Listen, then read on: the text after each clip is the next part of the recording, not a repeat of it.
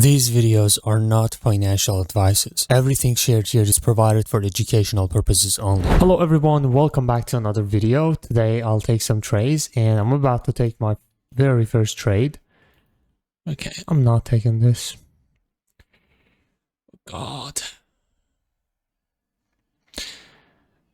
Okay, we have minor uptrend.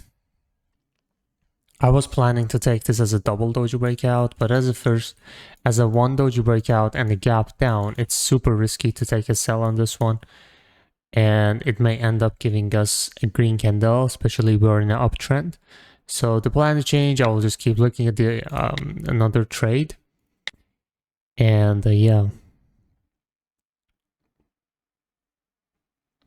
Okay, we have potential opportunity on this pair. And we'll see. I'm trying to take some good trades for this session. And this is going to be my order block. The breakout happened here. The source of the breakout is either this candle or this candle.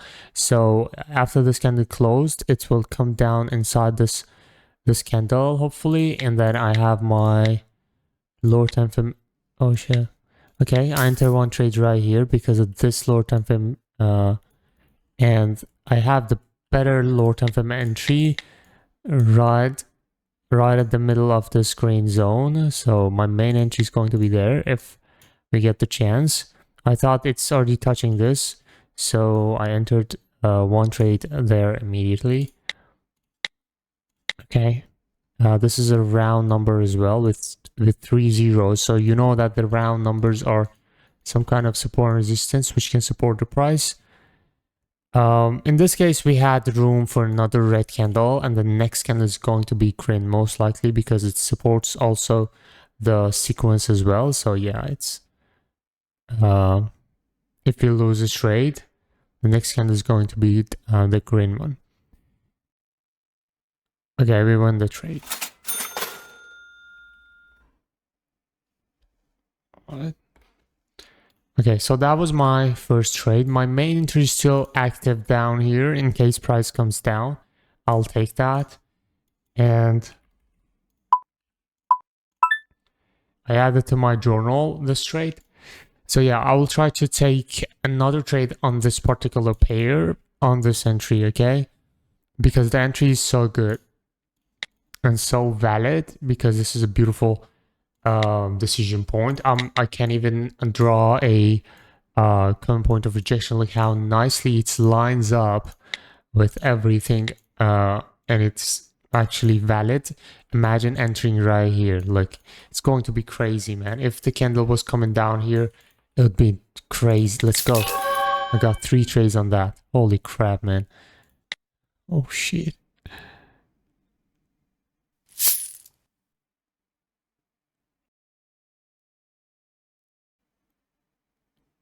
Well,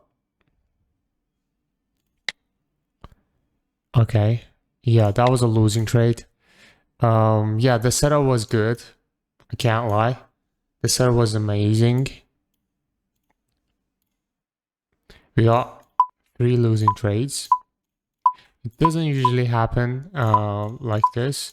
Sometimes very good trades also make us lose this trades. And now, as you can see, the drawdown is showing low confidence, meaning that I had so much trust on this trade because look, it's also touching the common point of rejection. We have lower time frame entry right here, and then this is a valid breakout, and this is the valid setup. Okay, it just happened there. It ignored my entry. It could have a lot of reasons. Now that this happened, what should we act is so important. If I want to make this up immediately, it's gonna push me even deeper in the loss. Okay, for example, look at this. This is another third touch breakout, but I'm very careful with my next trade. If you look, we have a little gap up with in the favor of sellers. So if I want to make the previous loss up on this particular trade, it's going to push me even lower. Okay, so if I want to take this kind of trade which has negative confirmation, I'll take it very small. But in this particular situation, which I am in a pretty big loss, which I wasn't expecting because the markets was also good when I was starting the session. Anyways, it happens, okay? I'll have to look at this huge gap, bro. I would normally take this, but now that I'm on this crazy loss, I will not take it. So I will only take if a trade is really worth taking, okay? Yep. So I'll keep looking.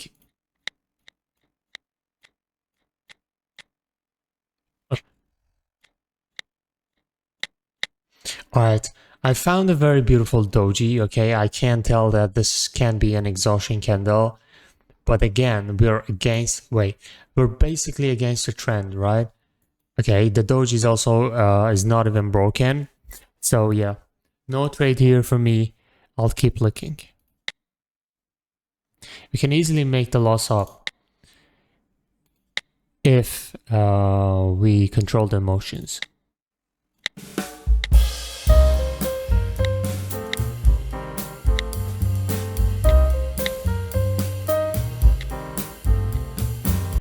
Alright, so here I see a common point of rejection. I see a pre-year QM which respected pretty well, and then also I see a third touch breakout, which didn't happen right now. I can't wait for the next candle to break this line right here, and then I can trust the common point of rejection after that. We have gap up, so here we don't have any opportunity to take a buy, even if we... Oh wait, this is a beautiful order block. Price is actually on the order block right now, so if we get this third touch breakout, it's going to be an amazing trade. So right now we don't have any opportunity. My ideal scenario would be the next candle like being up like this, and then the last like 10 seconds it would push and close like this. It would be an amazing opportunity to take the next buy, especially if the next candle starts with a jump down or gap down on this round number. Okay, it's happening, guys. I can't believe. Come on. Jump and close on the round fucking number. Let's go. I'm going with the buyers here. Let's fucking go. I go 3 trades. Yeah, so we finally found a very good trade. And so we also do have gap, exactly what I explained right before this candle, rejecting closing down here, right? Yeah, bro, it's just I've seen this happen so much during this years. Sometimes it just keeps up, and then boom, in the last seconds it drops down, and again triggers even more buyers. See, pushes up. I will explain this trade one more time.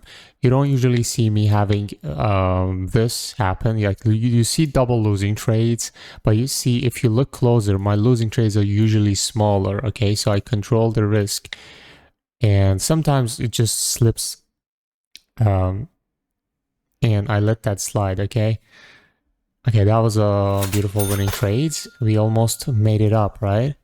Yeah, we got 3 losing trades, 3 winning trades. And yeah, I will just add this to my little thing as well.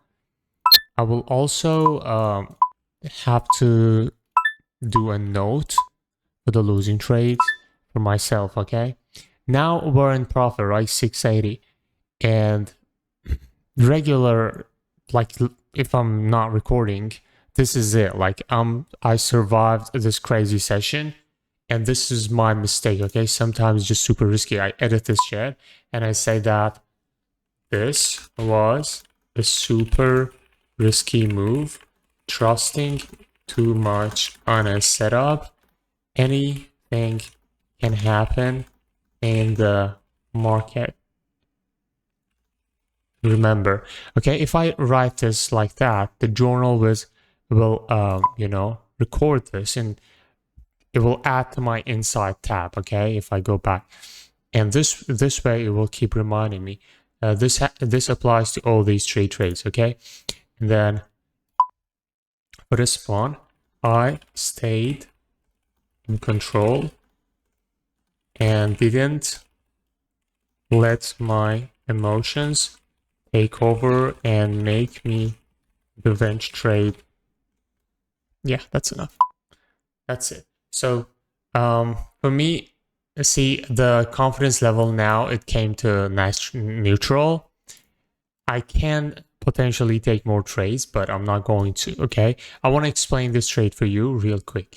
So if I draw a trend line right here, see, this is a third touch breakout.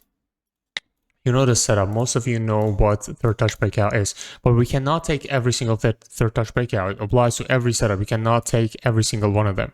You have to look for the confirmations. The very first confirmation for us, this is a gap down. You see, gap up and gap down are valid confirmations if you have already your setup, which in this case is a third touch breakout, and then you see gap down or gap up. If I was seeing a gap up here, it would be completely different. The sellers could still push it even lower. Now, the candle's behavior on this candle showed me there's a lot of bars in the chart. They gave me a gap up first. You know, the gap up is always in the favor of sellers, okay? And then they kept the price up until the last moments. Okay, and in the last seconds, some sellers exhausted and they pushed the price down here. We don't even have any wicks. It's showing that the last seconds that they close this candle. So it's some kind of exhaustion. And then the next candle started with a gap down. So it's showing me the bars in the chart, okay, from the movements. And if I zoom back, I see another thing, okay? Let's see where the price is reacting from, right? I zoom in here, and as you know, this is a very valid order block. Right at the tip of a swing, we do have fair value gap, and it's causing a lot of motion in the market. So this is a valid order block for me. As you see, the crazy movement started right from here. If this is in the tip of a swing like this, it's even more valid, and see a lot of spikes on the way. So this is valid.